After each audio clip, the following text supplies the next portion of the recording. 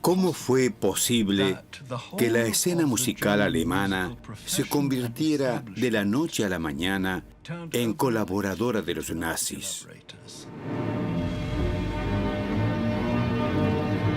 Furtwängler interpretó conciertos de primera clase que todavía hoy causan admiración. Wir sind das auserkorene Musikvolk der Welt. Propaganda.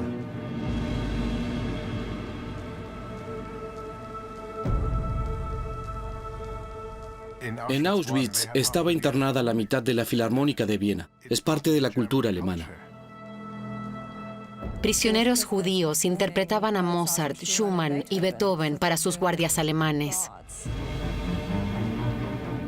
Los nazis lograron destruir muchas cosas, pero ¿la música? No, la música no se puede destruir. Lo intentaron, pero es imposible.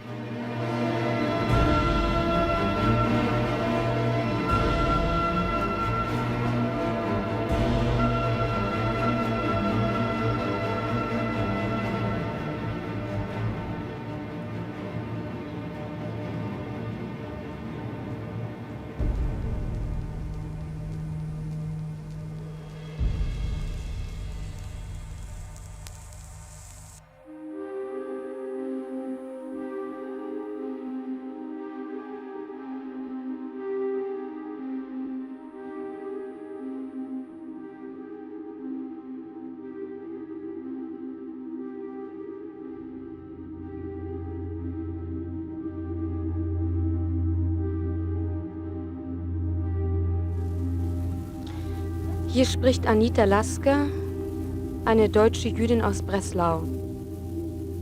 Ich spreche aus dem Konzentrationslager Bergen-Belsen und komme aus Auschwitz.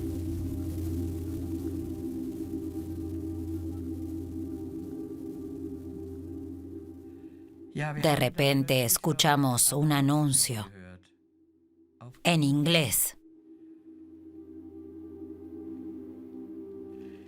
Ya no puedo recordar cómo fue, ¿saben? Solo que debíamos quedarnos donde estábamos. Los ingleses habían llegado y no tenían idea de lo que iban a encontrar. Pensaban que iban a liberar un campo de prisioneros, pero aquello era una fosa de cadáveres. Noch können wir es nicht begreifen, noch glauben wir zu träumen. Wir sehen die Engländer durch das Lager fahren, Menschen, die uns nichts Böses wollen, Menschen, die uns helfen wollen. Wir können es nicht begreifen. Man hat Wasser gebracht, Wasser. 3 Wochen waren wir ohne Wasser. Die Menschen sind verdurstet. Heute früh ist noch eine Kameradin von mir gestorben. Vive, tú y todos nos han liberado. Para algunos era demasiado tarde, era indescriptible.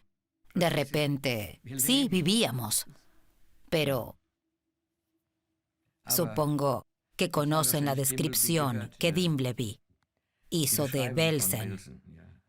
Belsen era algo inconcebible. Here, over an acre of ground, lay dead and dying people. You could not see which was which, except perhaps by a convulsive movement or the last quiver of a sigh from a living skeleton too weak to move. This day at Belsen was the most horrible of my life.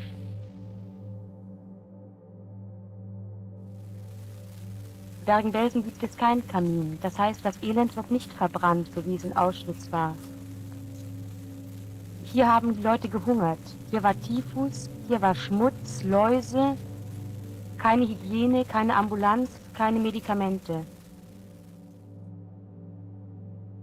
Hay una imagen de mi hermana hablando con un soldado inglés y otra de 3 muchachas caminando hacia el barracón, y una de ellas soy yo.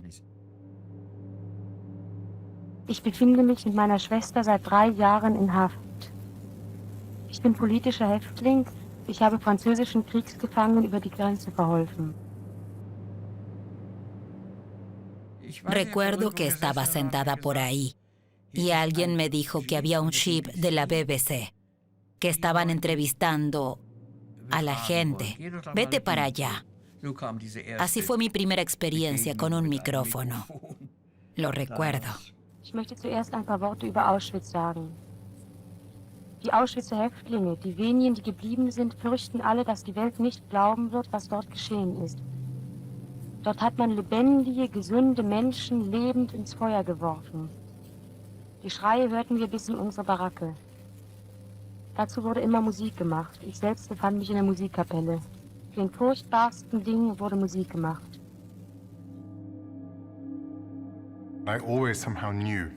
De alguna forma, siempre supe que el violonchelo le salvó la vida a mi abuela.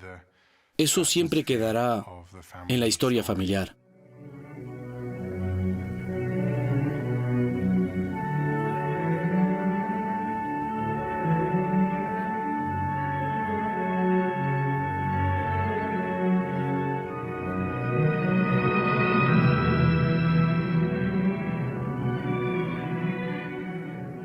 Die Zerstörung des deutschen Musiklebens spricht sich vor allem auch darin aus, dass die Zentren, wo es sich abgespielt hat, wo es kulminiert hat, rein materiell gesprochen zerstört sind. Das sind die Säle.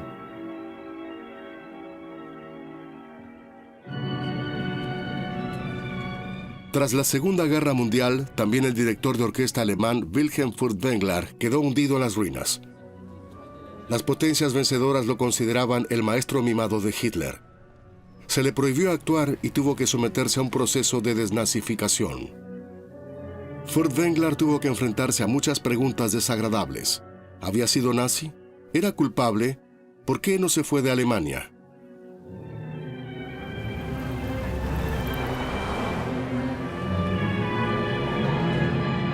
En 1947 la comisión lo exculpó clasificándolo de Mitläufer, es decir, alguien que seguía la corriente. Pronto volvió a la Filarmónica de Berlín. Su regreso a los escenarios fue un gran éxito.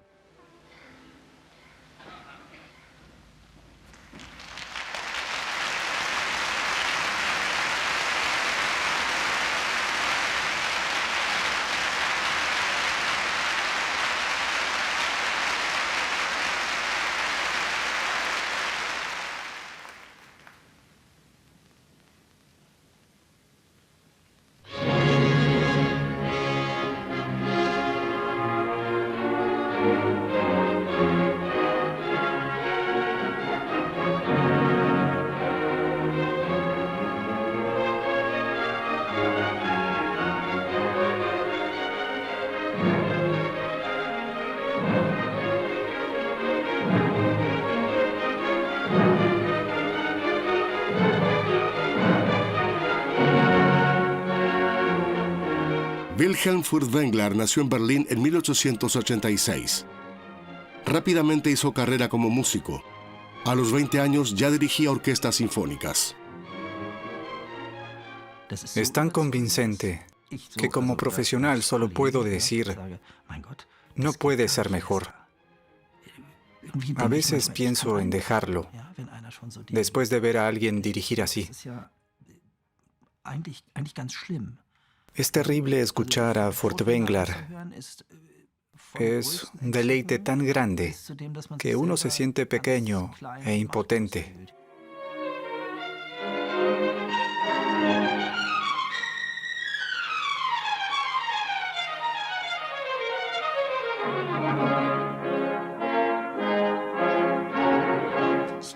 Yo sí creo que de él emanaba algo especial, algo que iba más allá de la música, algo particularmente humano. Y de repente, esa sensación de estar extasiado cuando lo veías allí parado. Eran dos mundos.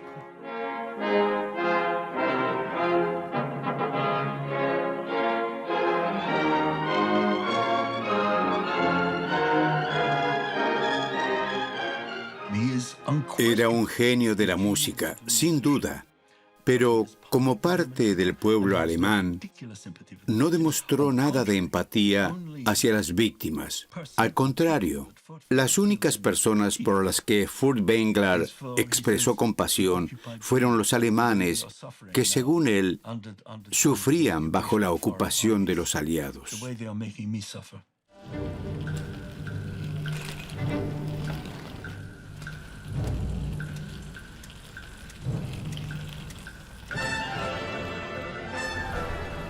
A comienzos de los años 30, Alemania es vista como el país de la música, con una gran diversidad de géneros.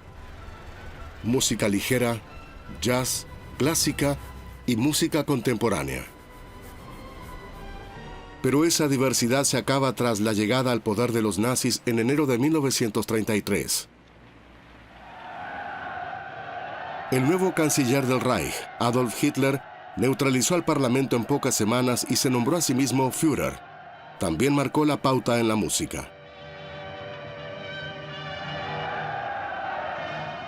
Sicher ist, dass die Musik als größte Gestalterin von Gefühlen und Empfindungen anzusprechen ist, die das Gemüt bewegen und dass sie am wenigsten geeignet erscheint, den Verstand zu befriedigen. Especialmente el periodo inmediatamente posterior a la toma del poder en 1933 estuvo marcado por purgas salvajes. Esa violencia masiva que tenía lugar en las calles y a veces también en las salas de conciertos provocó que justo al principio del nazismo una gran parte de los músicos abandonara Alemania huyendo de la persecución.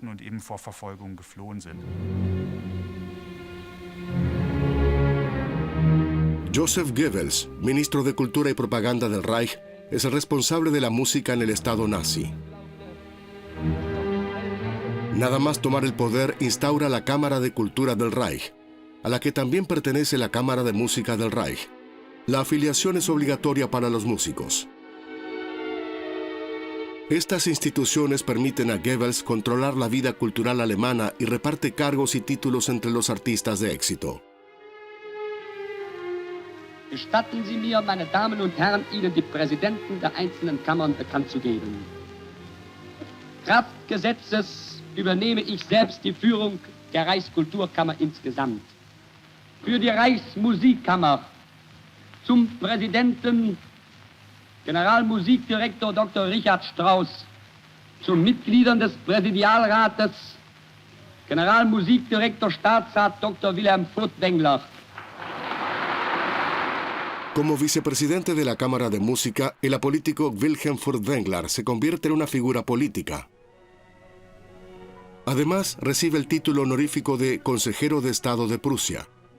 Furtwängler es tan importante para los nazis que lo incluyen en la lista de artistas que tienen un don divino.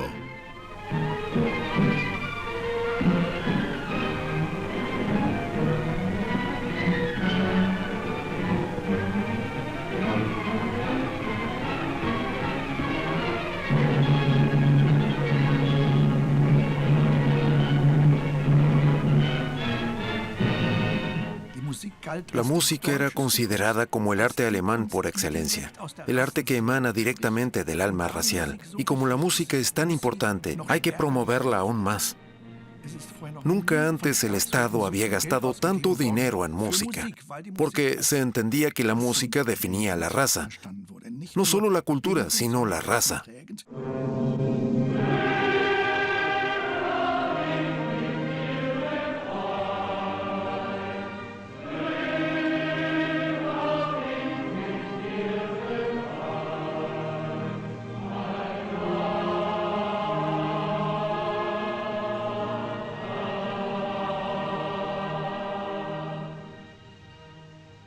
Los nazis decían, somos una culturnación, un pueblo unido por una tradición cultural. No se nos puede acusar de hacer algo que lo contradiga. Esa es nuestra justificación. Somos una nación cultural y la cultura es nuestro armazón.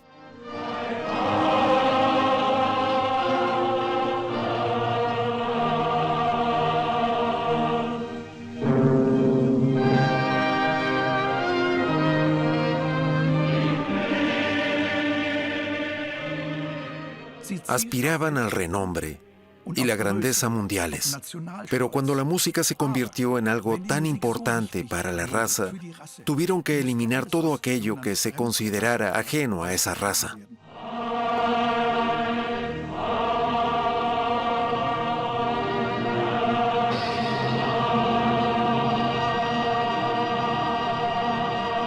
Wir haben ein deutsches Theater, einen deutschen Film, eine deutsche Presse, ein deutsches Schrifttum, eine deutsche bildende Kunst, eine deutsche Musik und einen deutschen Rundfunk. Der früher oft gegen uns vorgebrachte Einwand, es gäbe keine Möglichkeit, die Juden aus dem Kunst- und Kulturleben zu beseitigen, weil deren zu viele seien und wir die leeren Plätze nicht neu besetzen könnten, ist glänzend widerlegt worden. Goebbels dijo, podemos sustituir brillantemente a los músicos judíos. No los necesitamos. Pero creo que son necesarios, incluso en Alemania.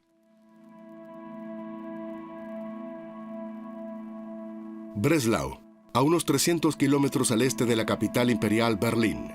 Actualmente se llama Wrocław y pertenece a Polonia. Anita Lasker nació aquí en julio de 1925 en el seno de una familia judío-alemana. Vengo de una familia que en aquel momento era totalmente normal. La música era sencillamente lo normal. Eso era antes de la televisión. En casa se tocaba música. Además, mi madre era música profesional, así que en nuestra casa siempre había música.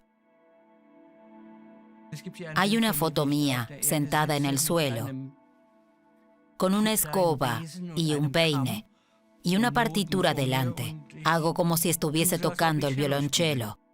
Mis padres debieron decir, parece que la niña quiere tocar el violonchelo. Y entonces me compraron uno pequeño. Sí. Mi primer profesor se llamaba Herr Otto. Pero luego, poco a poco, comenzaron los problemas. Cuando crecí y quise seguir tocando violonchelo, no había ningún profesor en Breslau que quisiera enseñar a un niño judío. Hace poco estuve en Wrocław y fui al lugar donde estaba la casa. Caminé por la ciudad para recoger impresiones del lugar. Fui a la estación central, a la universidad. Era una familia judía, alemana judía muy culta, y no corrían peligro. Estaban a salvo, hasta que de repente... Entonces me enviaron a Berlín, donde todavía había un profesor judío que me impartió clases de cello. Eso fue poco antes del 9 de noviembre de 1938. Así que estaba en Berlín en ese momento, tomando clases con Leo Rostal, lo cual, gracias a Dios, duró 6 meses. Era un buen material y al menos tenía algo en lo que basarme. Y entonces llegó la noche de los cristales rotos en noviembre. Mi madre me llamó y me dijo que volviera a casa inmediatamente. En ese momento todo cambió. Nos dimos cuenta de que no podíamos quedarnos aquí, pero por desgracia ya era demasiado tarde.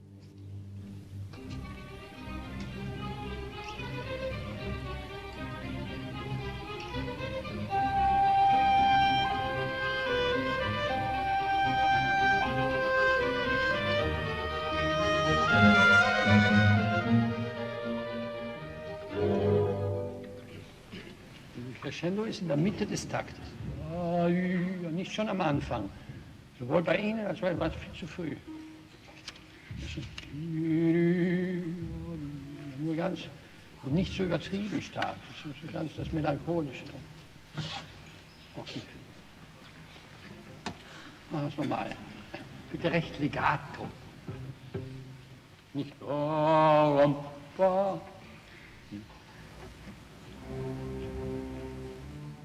La fascinación por Furtwängler comienza con eso, con la forma de dirigir, la forma en que se comunicaba con los músicos, cómo se comunicaba con el público. En aquella época no había nada parecido. Desde entonces, todos los grandes directores contemporáneos han copiado algo de Furtwängler para lograr lo que querían ser como músicos.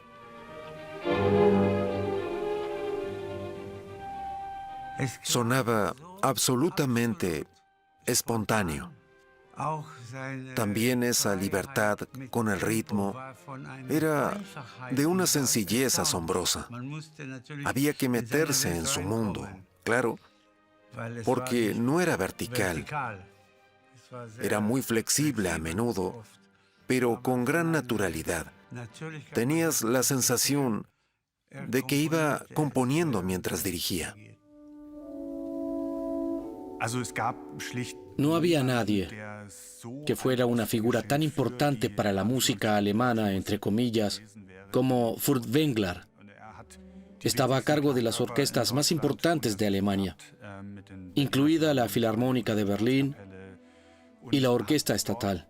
Y allí se interpretaba su repertorio básico, lo cual también marcó el estilo.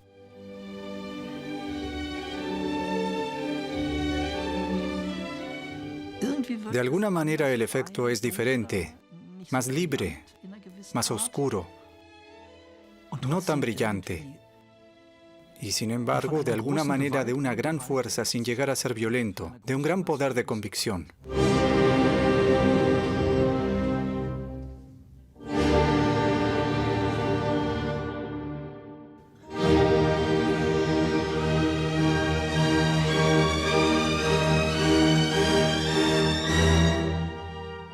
Él hablaba siempre de música alemana, tal vez casi demasiado, pero ese era su deseo, y también quedarse en Alemania. Es gibt kein Volk und kein Land, das sich der mächtigen Sprache der deutschen Musik entziehen oder verschließen kann. Diese deutsche Musik aber ist nicht nur ein Teil von uns, sondern sie sagt von uns Deutschen aus, wie wir wirklich sind, in unserem eigentlichsten, besten Leben.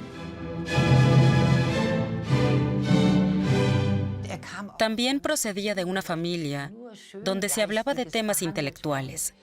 Se hablaba de Miguel Ángel. Tenía los mismos conocimientos en todos los ámbitos del arte, pero solo de ese ámbito. Creo que la política siempre fue algo...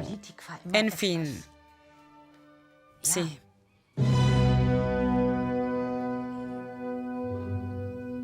Furtwängler pensaba que la política y el arte son dos ámbitos completamente separados, y por lo tanto la música, que, por así decirlo, encarna valores eternos, no está al nivel de la política cotidiana, y debe, por lo tanto, estar libre de la influencia política. El ministro de propaganda Goebbels ansía poder y control, también en las artes. Por eso la Filarmónica de Berlín era tan importante para él. En 1933, esta orquesta de financiación privada atravesaba dificultades económicas. Goebbels nacionaliza la Filarmónica y la convierte en la Orquesta del Reich. Se salvan los empleos de los músicos. Pero, ¿qué pasa con los 4 músicos judíos, entre ellos el primer violín, Shimon Goldberg? Se sabe que en estos 4 casos se los presionó cada vez más o no se les renovó el contrato, de modo que a más tardar en 1935 todos fueron expulsados de la orquesta. Wilhelm Furtwängler intercede en favor de los músicos, pero la presión del régimen es demasiado grande. Shimon Goldberg y los demás músicos judíos de la Filarmónica de Berlín tienen que abandonar Alemania. Huyen de la dictadura nazi. Alles ein bisschen breiter, jetzt alles aufs Breite hinspielen. Machen wir mal den Anfang. 2, 3.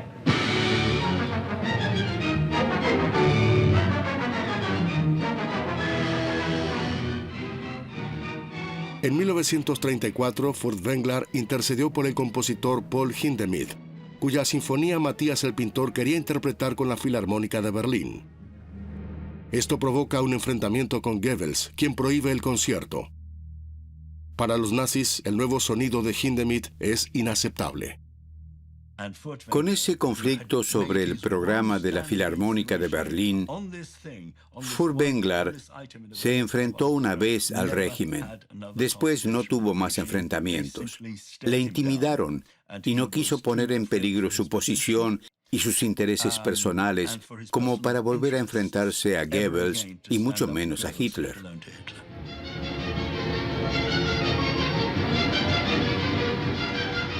Debido a la presión de los nazis, Furtwängler decide dimitir como director de la Filarmónica de Berlín. Renuncia a dirigir la ópera estatal y a su cargo de vicepresidente de la Cámara de Música del Reich. Goebbels lo manipula de una manera fáustica. La relación entre Goebbels y Furtwängler es realmente un pacto fáustico. Lo cierto es que se quedó y colaboró a su manera, musicalmente.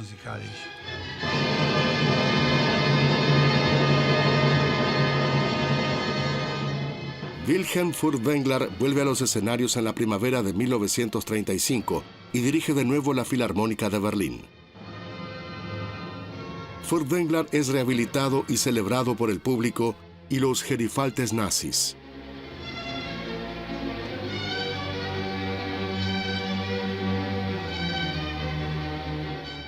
Y así hace su pacto con el diablo.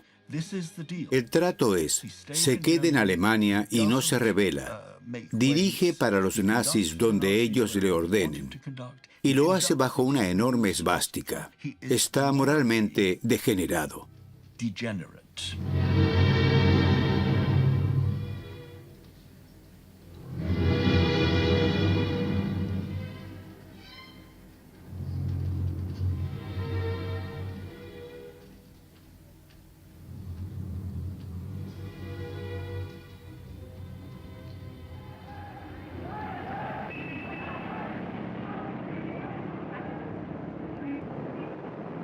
Cuando los nazis llegaron al poder en 1933, el Reich tenía unos 65 millones de habitantes, de los cuales apenas medio millón eran alemanes judíos. Los denominados no arios fueron excluidos de la vida profesional. Casi todos los músicos alemanes judíos pierden su empleo.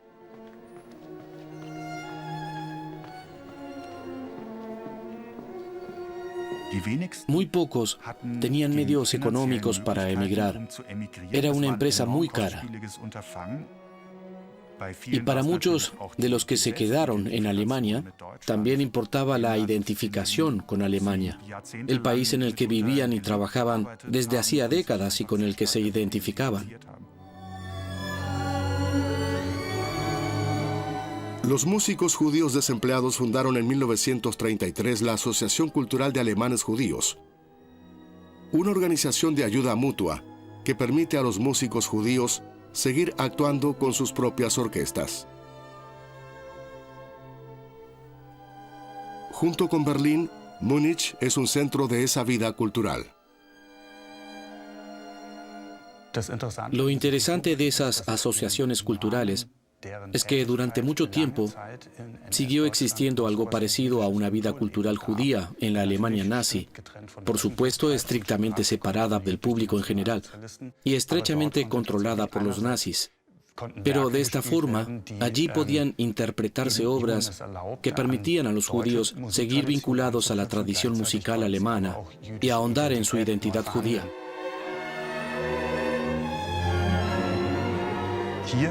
Ahí sigue estando la céntrica calle comercial, Neuhauser Straße o Kaufinger Straße, y justo aquí, en la calle lateral, se encontraba la sinagoga central hasta 1938, donde se celebraban grandes conciertos. En las inmediaciones de la sinagoga principal había al menos 2 tiendas de música judía, donde todavía se podían comprar discos hasta mediados de los años 30. Y pocas calles más allá, en la Promenade Straße, estaba el llamado Palais Portia, donde tenían lugar conciertos más pequeños de la Asociación Cultural Judía.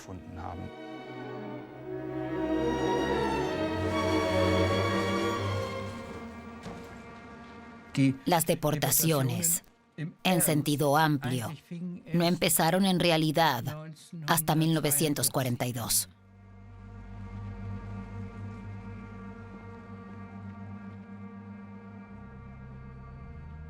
Y sucedían de diferentes maneras.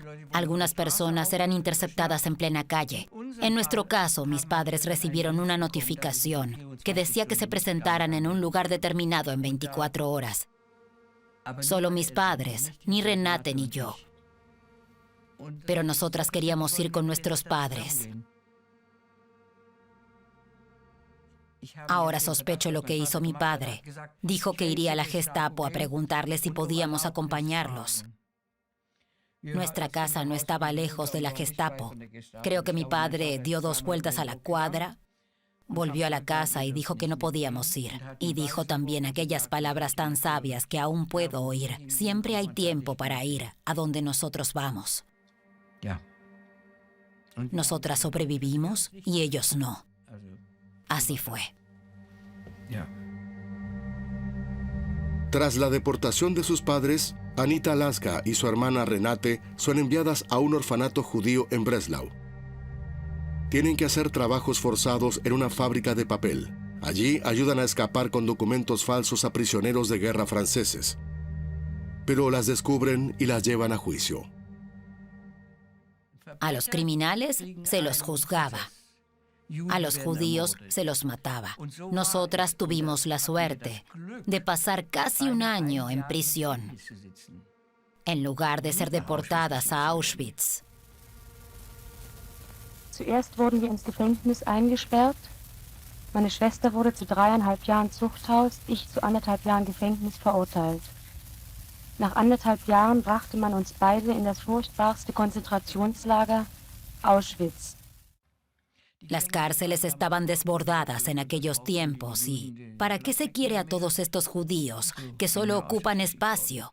Así que me enviaron a Auschwitz. Nunca cumplí mi condena. Pensé que cuando volviera a Alemania tendría que disculparme por no haberla cumplido.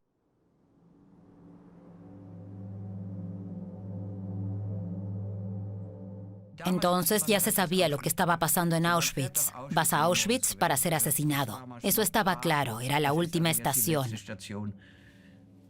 Pero las cosas a veces resultan de otra manera. Llegué a Auschwitz de noche y a la mañana era el recibimiento. Tengo que decir que hubo una diferencia entre mi caso y los prisioneros que llegaban a Auschwitz en los grandes transportes de judíos. En esos enormes transportes siempre había una comisión que decidía quién iba directamente a la cámara de gas. Yo me libré de eso, porque solo éramos 10 personas, delincuentes, ¿no? Ich möchte in kurzen Stichworten wiedergeben Dinge, die in Auschwitz geschehen sind. Bei unserer Ankunft hat man uns rasiert und hat uns eine Nummer in den Arm eintätowiert. Y entonces pasó lo siguiente. Había muchos presos que hacían el trabajo durante la ceremonia de admisión, por así decirlo. Y una muchacha, es decir, una prisionera, me preguntó, ¿cómo te llamas? ¿De dónde vienes? ¿Cuánto durará la guerra? Conversamos. Creía que venía del exterior. Le dije que no, que de la cárcel. ¿Y qué hacías antes? Tocaba el cello, le dije. Fantástico, pues aquí hay una orquesta, quédate aquí. Yo ya me había quitado la ropa y ella me dio un cepillo de dientes. Me dijo, quédate y espera. Y se fue corriendo a buscar a la directora de la orquesta, que era Alma Rosé. Estaba entusiasmada. Por fin tengo un cello. No había chelista en la orquesta. Hubo una, pero había muerto. Así que llegué en el momento justo. Fantástico. Y entonces siguió esa loca conversación. Yo desnuda. Y Alma Rosé me pregunta, ¿dónde estudiaste? ¿Qué estudiaste? Y me dijo, ahora tienes que ir a cuarentena, pero iremos a buscarte. Y así es como entré en la orquesta.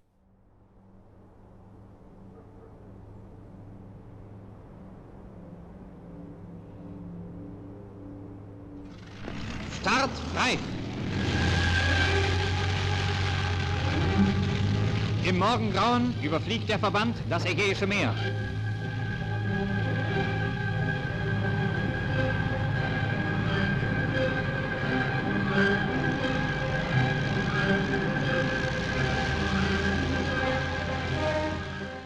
No creo que haya nada militante o agresivo en la música de Wagner. Es una música muy buena. Por eso para mí Wagner como compositor no es malvado. Simplemente es un compositor que intenta crear grandes obras.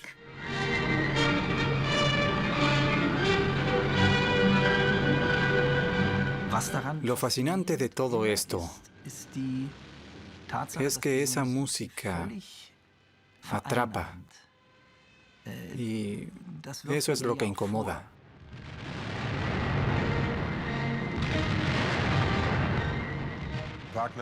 La música de Wagner parecía encajar muy bien con la ideología del nazismo. Y, por supuesto, la admiración de Adolf Hitler por Wagner fue la fuerza motriz.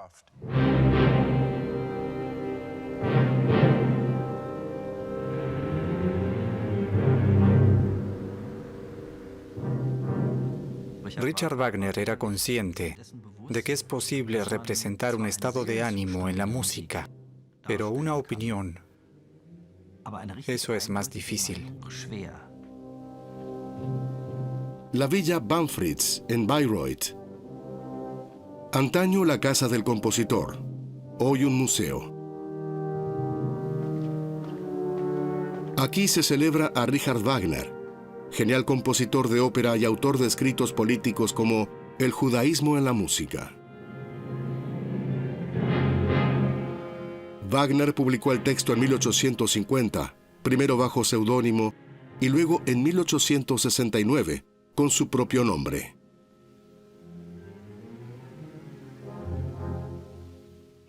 Richard Wagner era un ardiente antisemita. En ciertos ambientes de Alemania era algo muy bienvenido. Y en ese contexto surgió el texto sobre el judaísmo en la música. Es básicamente un intento de justificar, en términos de historia lingüística, por qué los judíos, en tanto que judíos, son incapaces de producir un arte auténtico, porque, por así decirlo, no poseen una nación propia, porque solo imitan, copian la cultura, la lengua de cada nación, y no son capaces de producir nada original. Eso es, por supuesto, un disparate. Pero es la base de la justificación cultural teórica del antisemitismo. Y en mi opinión, ese es el verdadero escándalo de Wagner.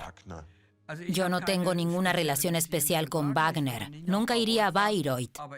Pero he tocado cientos de veces el idilio de Sigfrido y sé que esa música es fantástica y que aquel hombre fue un genio. Pero también un absoluto asco. Muy bien, era antisemita, pero tampoco tenía que expresar todo ese veneno por escrito. La verdad es que traspasó un límite. Fue una especie de legitimación en la sociedad respetable e ilustrada. Él era compositor. Estaba en el nivel más alto de la germanidad. Un compositor alemán que afirmaba que está bien ser antisemita, que para un compositor alemán es casi esencial odiar a los judíos.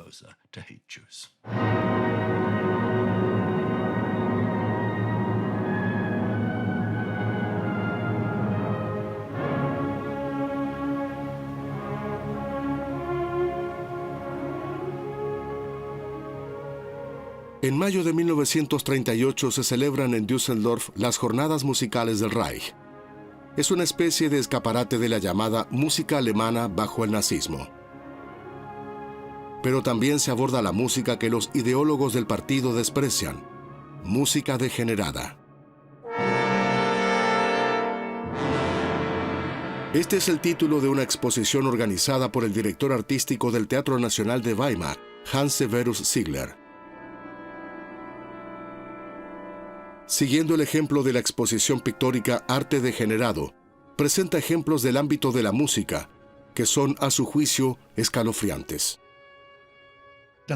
Era una tarea muy difícil determinar qué se consideraba arte degenerado. Arte degenerado, es decir, artistas no figurativos o en los que se distorsiona el rostro humano. Für die Reinheit und Sauberkeit des deutschen Kunstempfindens hat der wurzellose Jude kein Organ. Was Kunst nennt, muss seine entarteten Nerven kitzeln. Pero, ¿qué consideraban música degenerada? En primer lugar, decían que la música atonal, pues la tríada, según Ziegler, era germánica, es natural, y la música atonal es judía. Ich bekenne mich mit einer Reihe führender musikalischer Fachmänner und Kulturpolitiker zu der Anschauung, dass die Atonalität als Ergebnis der Zerstörung der Tonalität Entartung und Kunstbolschewismus bedeutet. Da die Atonalität zudem ihre Grundlage in der Harmonielehre des Juden Arnold Schönberg hat, so erkläre ich sie für das Produkt jüdischen Geistes. Wer von ihm isst, stirbt daran. Es una exposición insultante llena de contradicciones, donde no solo se difama la música de judíos, sino también a compositores no judíos, como el católico austríaco Ernest Krenek y su ópera de jazz Johnny Spilthoff. El protagonista, un hombre negro, un músico de jazz, conquista a una mujer blanca. Eso se consideraba una aberración racial. El musicólogo Albrecht Dümmling investigó la exposición nazi Música Degenerada y la documentó y comentó en libros.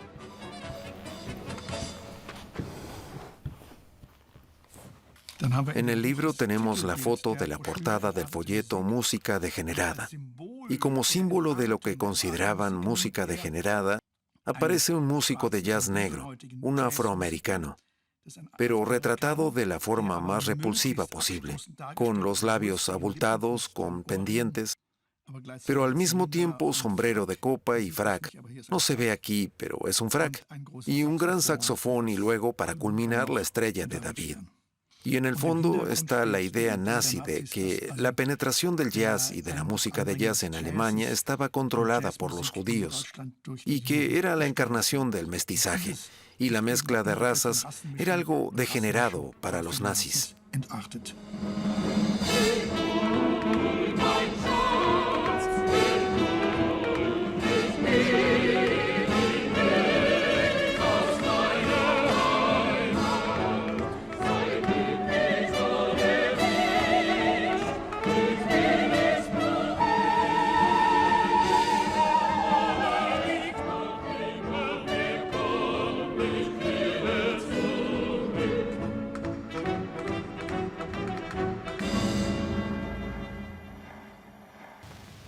Der Großdeutsche Rundfunk überträgt am Vorabend des Geburtstages des Führers eine Feierstunde der Nationalsozialistischen Deutschen Arbeiterpartei. Das Berliner Philharmonische Orchester unter der Leitung von Wilhelm Furtwängler spielt die 9. Sinfonie D-Moll mit Schlusschor An die Freude von Ludwig van Beethoven. Los conciertos de cumpleaños para Hitler eran parte de una especie de celebración anual nacional socialista, cuyo eje central era el día 20 de abril, cumpleaños del Führer. Se volvió costumbre que en la velada del día anterior hubiese lo que se conocía como concierto de cumpleaños. Ya en los años anteriores, Goebbels había intentado convencer a Furtwängler para dirigir el concierto de cumpleaños, pero el director siempre había logrado disculparse por motivos de salud. En 1942, Goebbels termina saliéndose con la suya y obliga a Furtwängler a actuar en la Filarmónica de Berlín.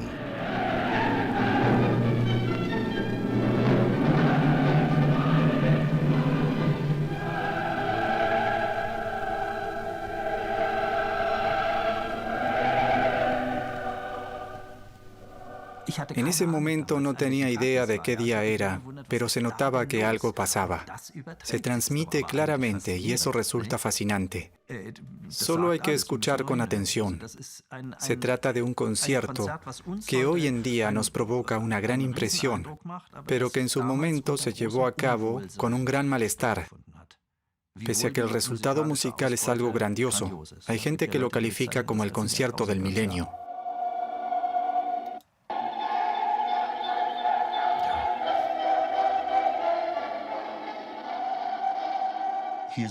Es un hombre con conciencia, que decide reprimir su conciencia.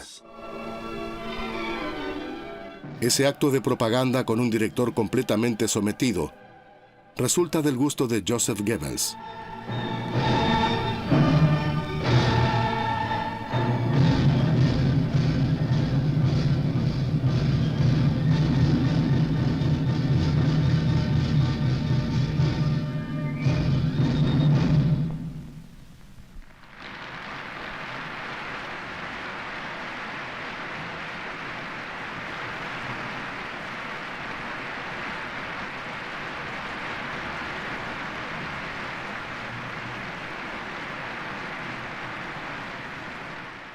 La cara que pone cuando le da la mano habla por sí sola.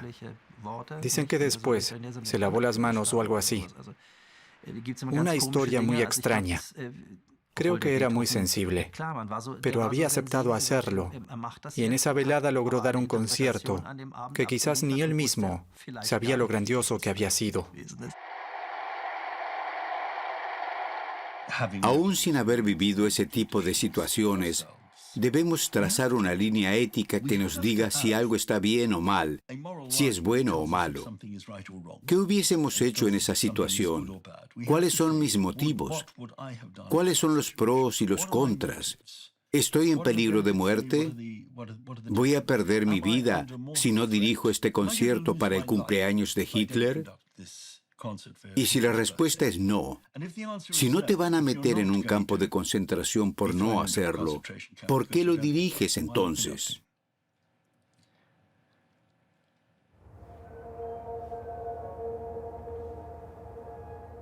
Éramos unas 40 instrumentistas, algunos violines, mandolinas, una guitarra, flautas dulces y un cello. La mayoría éramos unas muchachas aficionadas. No puede imaginarse lo que era. Desde luego no era una orquesta, pero Alma logró, no me pregunten cómo, convertirnos en algo aceptable. Si hubiésemos sido tan malas que no se nos pudiese escuchar, habría sido nuestro fin. Alma Rosé era una violinista extraordinaria que se había labrado una exitosa carrera en Europa en los años 20 y 30. Provenía de un linaje musical muy prestigioso. Su padre, Arnold Rosé, había sido el concertino de la Filarmónica de Viena y el fundador del cuarteto Rosé Quartet. Y ella además era sobrina de Gustav Mahler.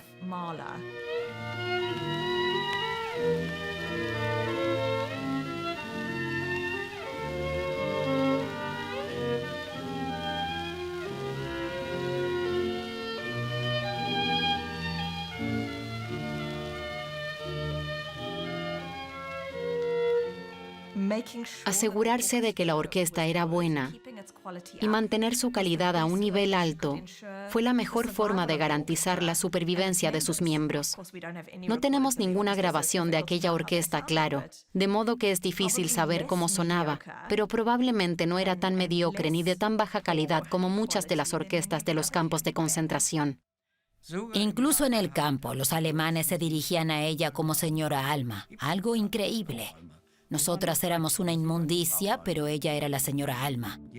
Irradiaba una dignidad que no se podía ignorar.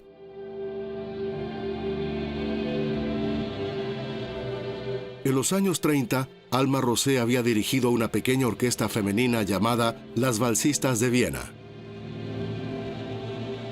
Tras su internamiento en Auschwitz-Birkenau en 1943, esa experiencia le ayudó a dirigir la orquesta del campo, haciendo arreglos y orquestando diversas piezas musicales. Conseguir intérpretes e instrumentos en el campo de exterminio era una cuestión de azar.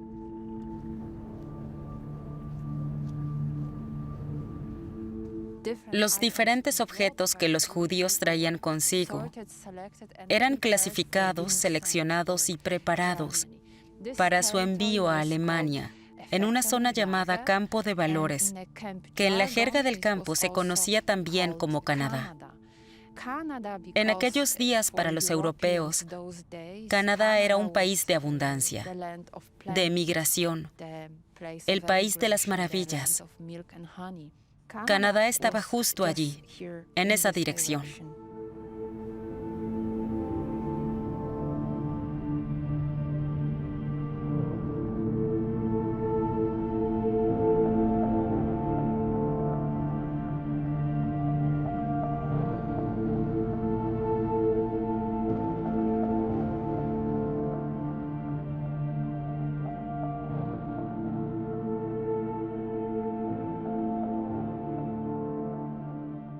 Imagínense la siguiente situación. Comienzan las deportaciones. Así que te echan de tu casa, te dan 24 horas o 2, o te expulsan inmediatamente. ¿Qué harían ustedes?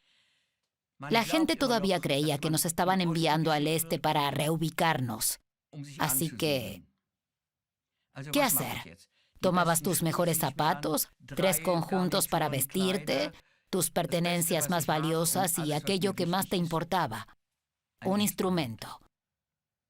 Si tocabas el violín, pues el violín. Si tocabas el cello, pues el cello. Y debido a esto, Birkenau era uno de los lugares más ricos de Europa. Allí estaban las mejores y más importantes pertenencias que la gente había llevado consigo. Chelos, violines, había de todo.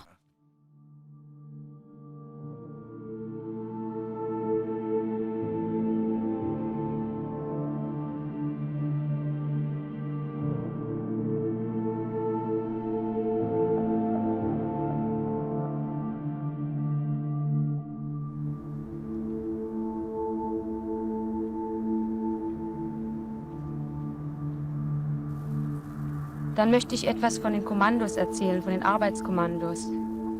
Ausmarsch und Einmarsch selbstverständlich immer mit Musikbegleitung. Im strengsten Winter hatten die Menschen keine Strümpfe an. Pullover wurden sehr zeitig weggenommen und sehr spät wiedergegeben. Das heißt, die Menschen erfroren förmlich.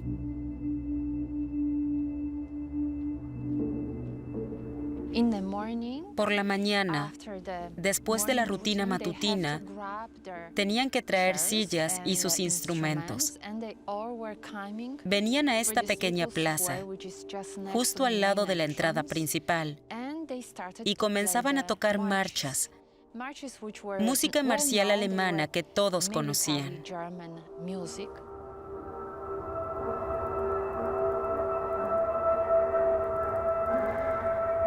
Miles de prisioneros salían marchando a trabajar en las fábricas, y lo mismo a su regreso.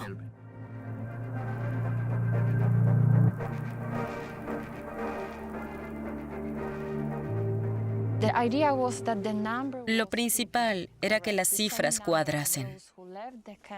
El mismo número de prisioneros que salían del campo por la mañana tenía que regresar por la noche. Si alguno moría durante el trabajo, normalmente porque lo asesinaban, o si no podía caminar porque lo habían golpeado, los otros prisioneros tenían que cargar con él para que los números coincidiesen. Una vez listas, volvíamos a nuestro barracón y cenábamos partituras, podría decirse. Aprendíamos el repertorio, porque los domingos había concierto. Nos llevaban a algún sitio del campo, ya no recuerdo bien dónde, y tocábamos. Principalmente para el entretenimiento de los guardias. Pero también los prisioneros podían escucharnos, y las reacciones eran de lo más dispar. Para algunos era un insulto, pero también he leído que había prisioneros que durante unos minutos al menos podían evadirse del infierno.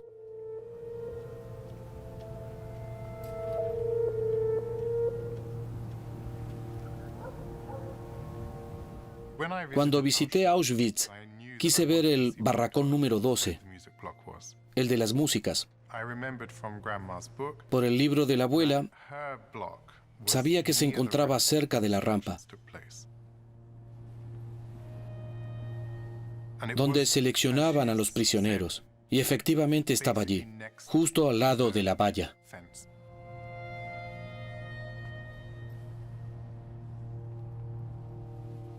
Estuve allí un buen rato. Meine Baracke war ungefähr 20 Meter von dem Kamin, von einem der 5 Kamine, die sich dort befanden, entfernt. Ich habe alles mit eigenen Augen mit angesehen. Es stand ein Arzt und ein Kommandant bei Ankunft der Transporte an der Rampe und vor unseren Augen wurde sortiert. Das heißt, man fragt das Alter und den Gesundheitszustand. Die unwissenden Ankömmlinge pflegen irgendwelche Leiden anzugeben und unterschreiben damit ihr Todesurteil. Besonders hat man es auf Kinder und Alte abgesehen. Rechts, links, rechts, links. Rechts ist zum Leben, links ist zum Kamin. In der Nacht brannte das Feuer bis zum Himmel.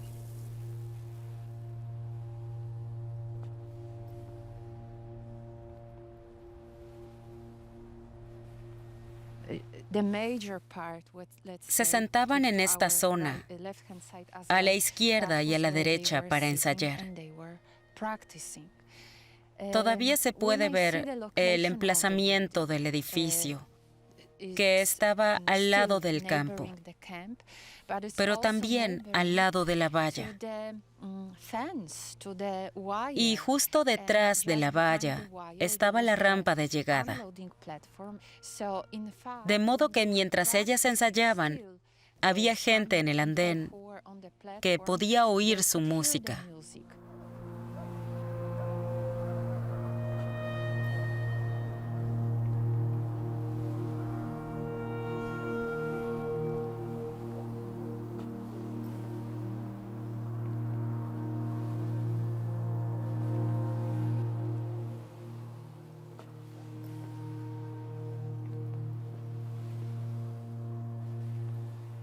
Era de lo más normal que un oficial viniese al barracón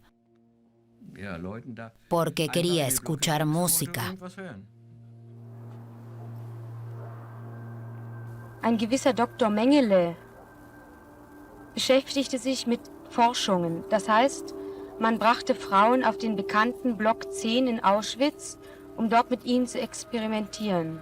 Man sterilisierte die Frauen. Das heißt, man machte mit ihnen Experimente, die man mit Meerschweinchen zu tun pflegt. Aber Juden waren ihnen gerade gut genug dazu. Menschen gingen in 2-3 Monaten zugrunde an den Experimenten.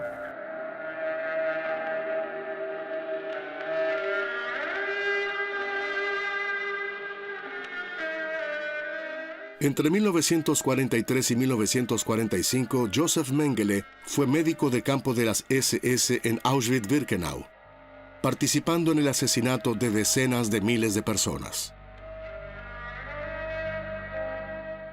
Él quería escuchar Ensueño, de Schumann, y tuve que tocarla.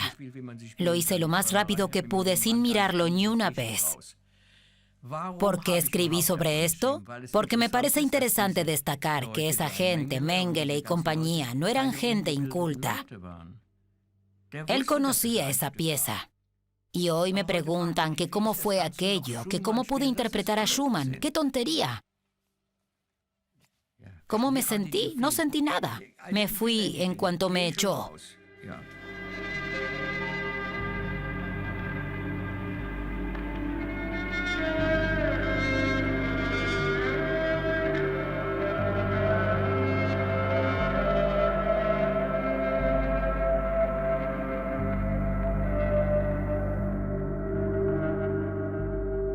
En el fondo, no perdí del todo mi identidad.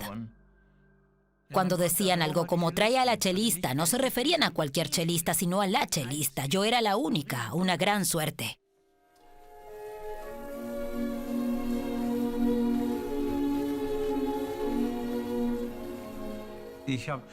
Dirigí en el Festival de Bayreuth durante 18 años y me hice muy amigo de Wolfgang Wagner, el nieto.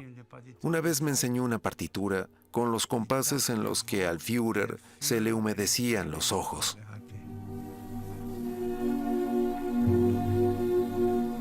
Cada verano se celebra en Bayreuth un festival dedicado a la obra de Richard Wagner, un importantísimo acontecimiento en la época nazi, ya que Wagner era el compositor favorito de Hitler.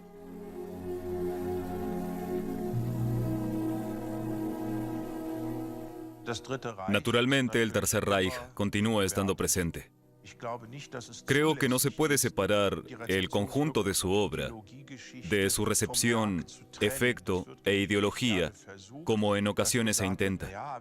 A veces oigo decir, sabemos todo eso de Hitler y lo horrible que fue, pero esa música divina, sí, la música es divina, pero estoy plenamente convencido de que uno solo puede ser fan de Wagner y tener la conciencia tranquila si está dispuesto a contemplar la otra cara de la moneda y confrontarse con ella.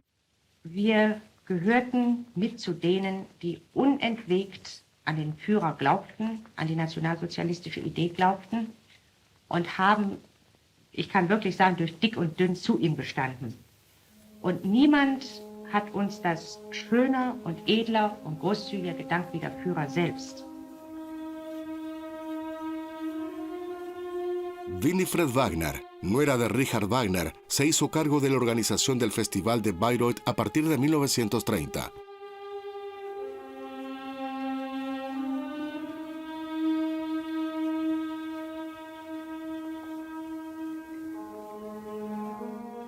Ambos se entendían y estaban de acuerdo en lo concerniente a Wagner y a Bayreuth. Mantenían una estrecha amistad. Hitler venía a Bayreuth porque los Wagner eran para él una especie de familia que sustituía a la que él nunca tuvo. Se puede decir que para él era un tiempo de asueto. Y me parece muy importante resaltar esa dimensión, porque lo más escalofriante, espantoso aquí, es que un artista frustrado, un pequeño burgués furioso, pueda llegar a asumir al mundo entero en el caos. Y en eso quizá estemos hoy más cerca de Hitler de lo que quisiéramos.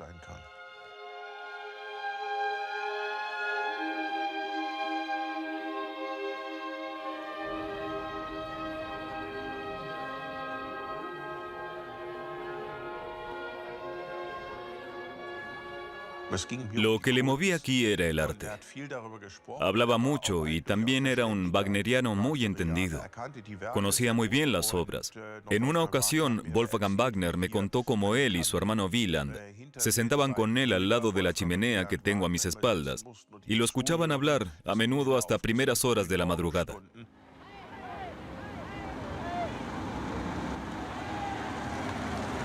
La presencia de Hitler en el festival era a la vez una declaración política, entendida a la perfección por los artistas, de que los judíos no eran bienvenidos. Directores de la talla de Arturo Toscanini renunciaron por esta razón a participar en Bayreuth. Otros, sin embargo, no se dejaron amedrentar por el culto a Hitler, como Wilhelm Furtwängler, quien hasta 1943 dirigió en el festival en 6 ocasiones.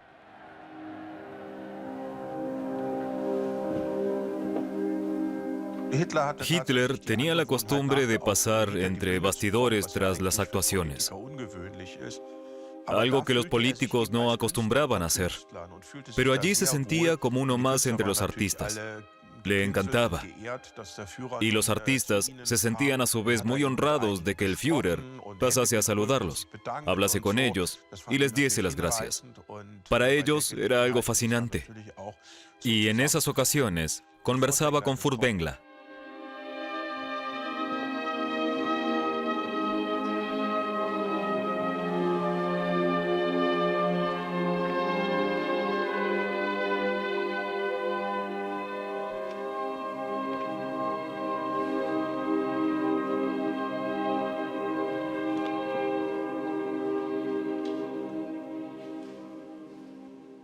Polen hat heute Nacht zum ersten Mal auf unserem eigenen Territorium auch mit bereits regulären Soldaten geschossen. Seit 5:45 Uhr wird jetzt zurückgeschossen. A partir de 1940 se celebra en Bayreuth el llamado Festival de la Guerra. La música de Wagner se convierte en parte de la maquinaria de guerra y propaganda. En un principio, Winifred Wagner quería interrumpir el festival mientras durase la guerra, como se había hecho durante la Primera Guerra Mundial. Pero Hitler no quiso, ya que para él era importantísimo que Bayreuth siguiese adelante, funcionando a modo de propaganda, como centro distinguido de la cultura nazi, incluso aunque el propio Hitler apenas volviese. Desde el estallido de la guerra, el festival pasó a ser financiado por la organización nazi Kraft durch Freude, Fuerza a través de la alegría, responsable también del programa de ocio del ejército alemán.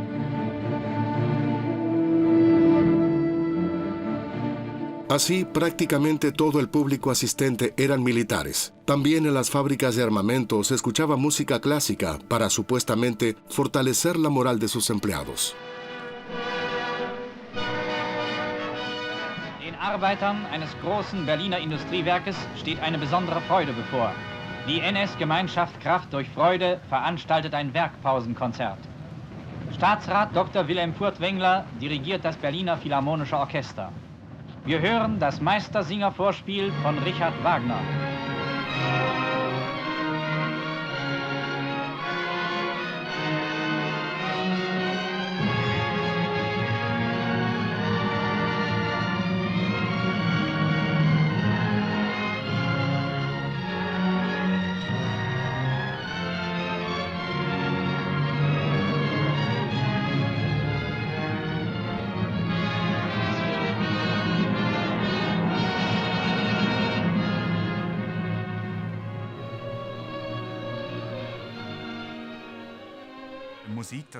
Es importante explicar que teniendo en cuenta no solo el evento musical en sí, sino también el marco en el que tenía lugar, esta música servía muy claramente a objetivos propagandísticos.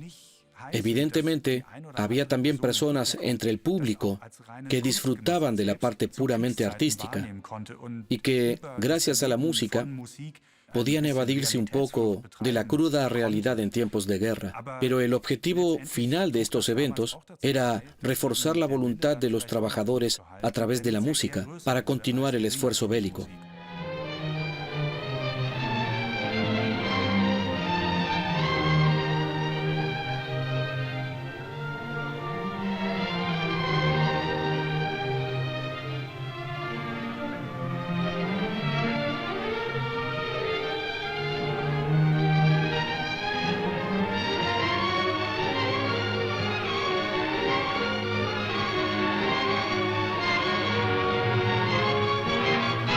Zu einer Zeit, in der die Feindmächte von allen Seiten gegen Deutschland anrennen, hat die deutsche Staatsführung sich zu weiteren tiefgreifenden Maßnahmen des totalen Kriegseinsatzes entschlossen. Sämtliche Theater, Varietés und Kabaretts sind am 1. September geschlossen worden. Trotzdem wird Deutschlands kulturelle Weltgeltung unbestritten bleiben. Bis in das 5. Kriegsjahr war das deutsche Kulturleben ohne Einschränkungen erhalten und sogar gesteigert worden. ¿Cómo es posible que todavía en 1944 se hiciesen grabaciones de la marcha fúnebre, de El ocaso de los dioses, cuando todos los recursos estaban destinados a la llamada guerra total? Y sin embargo, el Estado tenía un interés especial por seguir realizando este tipo de grabaciones, prácticamente hasta el final.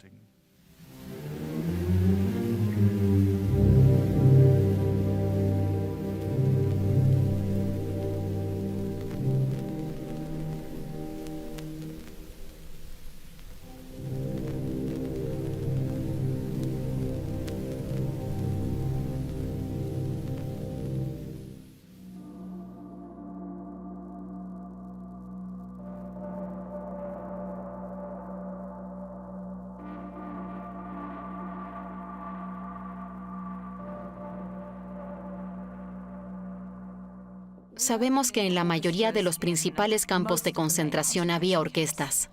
Dachau tenía su orquesta, igual que Sachsenhausen o Buchenwald. Y por supuesto Auschwitz, donde había 5 orquestas en el complejo principal. Las orquestas eran parte integral de la vida en los campos.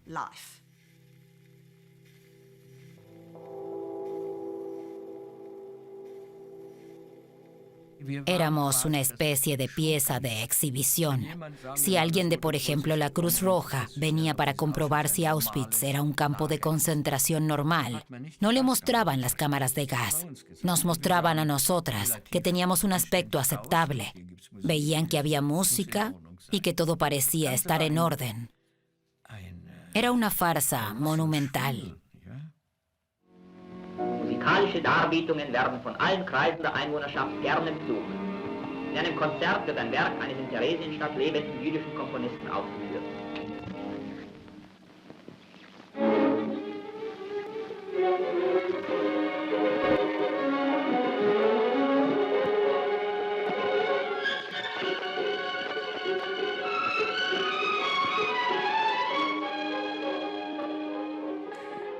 Theresienstadt era lo que llamaban un gueto modelo o un campo modelo. Había sido establecido por los nazis en una pequeña ciudad fortificada a las afueras de Praga para demostrarle al mundo la fantástica vida que llevaban los judíos bajo el internamiento nazi. Los nazis permitían que en el campo se desarrollase una vida musical de lo más completa. Y estas actividades culturales y musicales sirvieron en gran parte de base para una infame película propagandística filmada allí, conocida como El Führer les regala una ciudad a los judíos. Esto se hizo muy tarde, en 1944. Lo que estaba pasando, lo que los nazis hacían con los judíos y los gitanos, los homosexuales y todos los demás, no era un secreto para nadie, y menos para la Cruz Roja. No sé por qué se molestaron en hacer esa película, cuando habían asesinado ya a la mayor parte de los judíos.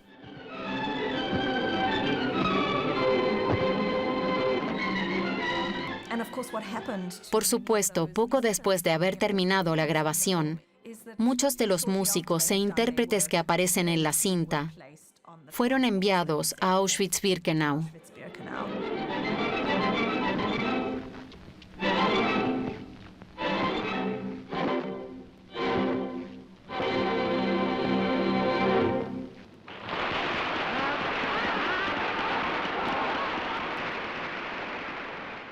Esto forma parte de la misma mentalidad, de la idea de que el nazismo es un fenómeno cultural.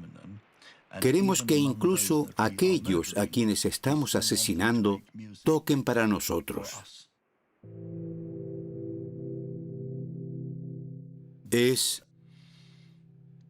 una mentalidad perversa que prácticamente escapa al entendimiento, pero es una parte esencial de la manera en la que funcionaba el Estado de Hitler, Goebbels y Himmler, donde la música y las artes se utilizaban como parte de la maquinaria de la muerte. Ensayo en Londres para un concierto en memoria de las víctimas del Holocausto. Simon Wallfisch ha seleccionado el programa.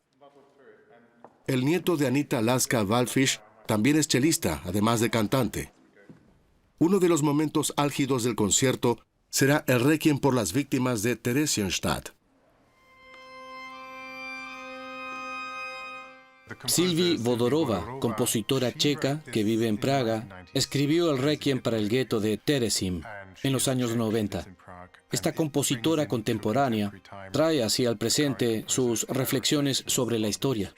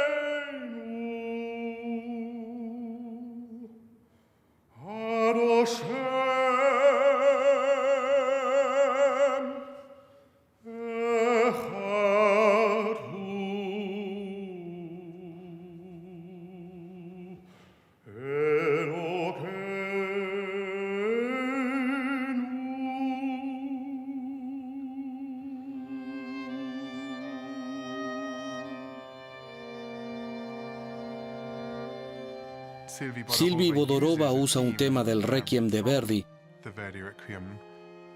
como una especie de línea de fuga sobre la que el cantante entona una especie de plegaria judío ortodoxa.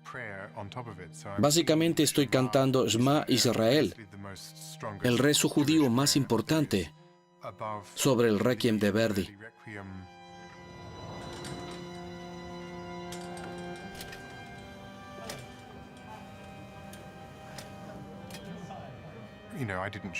Yo no elegí nacer en esta familia y desde luego no utilizaría el recuerdo de las víctimas del Holocausto en mi propio beneficio. Estoy muy sensibilizado sobre este tema, pero al mismo tiempo parece formar parte de mi ADN que cualquier cosa que hago termina estando relacionada.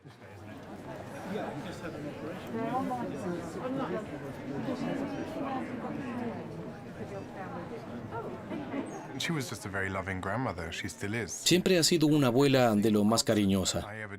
Ha venido a cada uno de mis conciertos, desde la escuela hasta el día de hoy.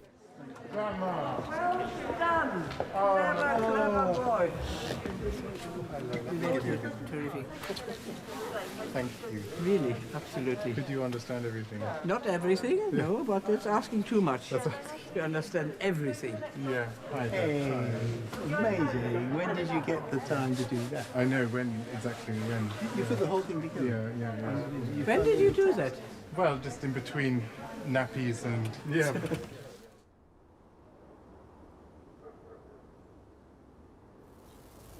Nach einem Jahr Aufenthalt in Auschwitz, meine Schwester und ich waren sehr krank und sind nur mit Mühe dem Tode entronnen, wurden wir nach Bergen-Belsen geschickt.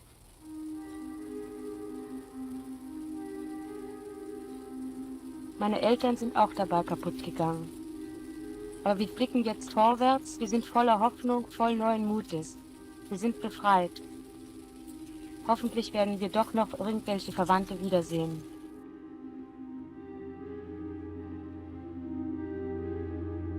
En 1945, Anita y Renate Laska han sido liberadas, aunque su situación es de apátridas. Durante meses tuvieron que permanecer en Alemania, ya que después de la guerra ningún país quería acoger a las víctimas de los nazis. Finalmente, ambas lograron llegar a Inglaterra, donde se reunieron con su hermana mayor, Marianne. En Londres comenzó la segunda vida de Anita Laska. Para ella resultó más fácil hablar con mi generación que con sus propios hijos. En aquel tiempo, con 20 y pocos años, había fundado una nueva familia, comenzando una nueva vida con un nuevo idioma, y conscientemente no quería tematizar aquella otra época de su vida. Sentía que quería recuperar el tiempo perdido, retomar sus clases de cello, fundar una familia y seguir adelante con su vida. El cello que la había salvado la trajo de vuelta a la vida. Fue miembro fundador de la Orquesta de Cámara Inglesa y se casó con el pianista Peter Wallfisch. Durante casi 50 años no regresó a Alemania. En 1996 escribió sus memorias y pasó a ser conocida como la chelista de Auschwitz. Wilhelm Furtwängler permaneció en Alemania hasta poco antes del fin de la guerra. Podría haber salido antes del país, por ejemplo cuando en 1936 le ofrecieron dirigir la Filarmónica de Nueva York.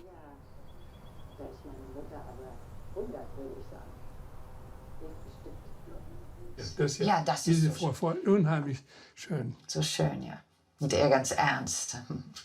No sería hasta febrero de 1945 que buscó refugio con su familia en Suiza.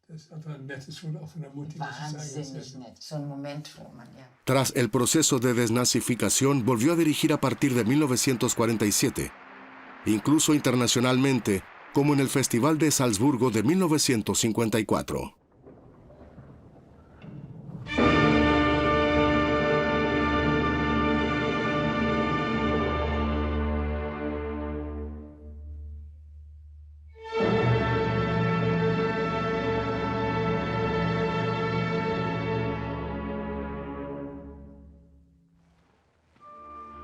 Si lo contemplamos desde una perspectiva de posguerra, los artífices de la vida musical alemana habían sido tan cómplices de los crímenes del régimen nazi que nunca miraron atrás. No hubo una limpieza, no se hicieron preguntas. Siguieron adelante como si nada hubiese pasado, porque en lo referente a la música, nada había pasado.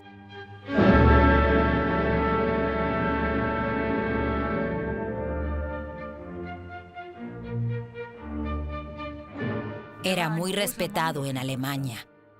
Creo que uno no puede tomarse la libertad de juzgar a personas que han pasado por una situación inimaginable. Yo no le reprocho a Furtwängler no haberlo dejado todo para irse a Estados Unidos o a donde nadie lo conociese. No es tan fácil.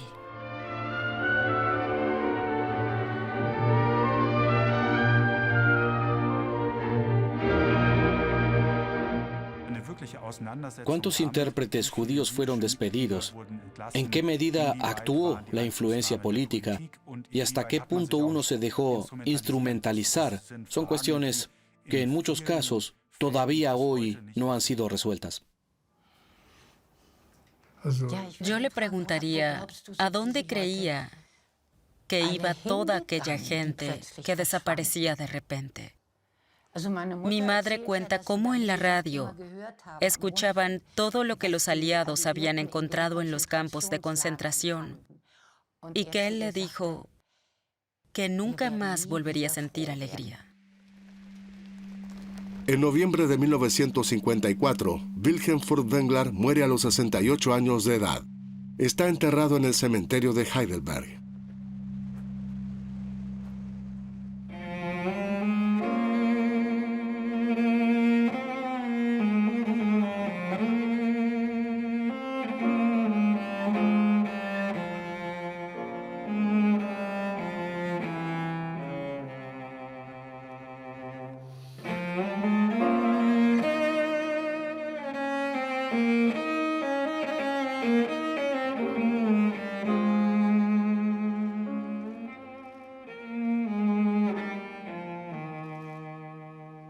En 2018, Renate Lasker-Harprecht y Anita Lasker-Wallfisch son invitadas al Parlamento alemán. Rafael Wallfisch, hijo de Anita, interpreta una pieza al cello. Durante casi un año tuvimos que superar un sinfín de dificultades antes de poder abandonar Alemania. Juré no volver a poner un pie en suelo alemán.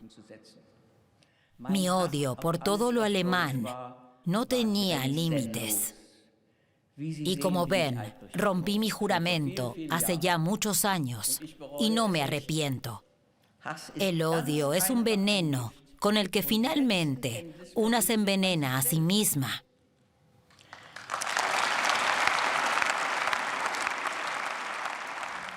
Admiro mucho a la señora Lasker-Wallfisch por hablar sobre aquello con tanta naturalidad. Me gustó mucho su discurso. De hecho, le escribí después lo admirable que me había parecido lo que dijo, su apego a esta cultura, su reconciliación, su gran corazón.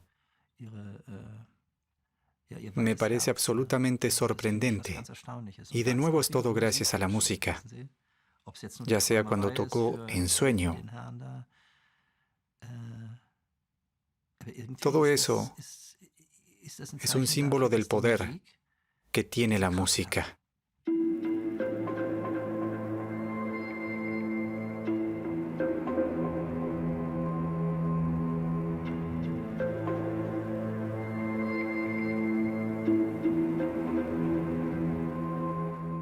La vida para mí tiene dos partes. Una es el infierno y la otra la vida normal. ¿Y saben qué? Los nazis lograron destruir muchas cosas.